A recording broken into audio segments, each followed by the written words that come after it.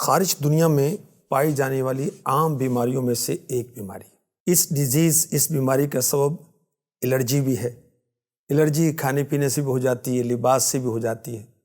تو جن چیزوں سے الرجی ہوتی ہے اس کے استعمال سے، اس کے یوز کرنے سے ایوائڈ کرنا چاہیے۔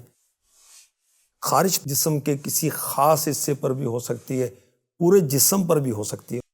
اگر خارش ختم نہ ہوتی ہو تو قرآن پاک کی سورہ مؤمنون کی آیت فَكَسَوْنَا الْعِظَامَ لَحْمًا ثُمَّ أَنشَأْنَاهُ خَلْقًا آخَرَ فَتَبَارَكَ اللَّهُ أَحْسَنُ الْخَالِقِينَ۔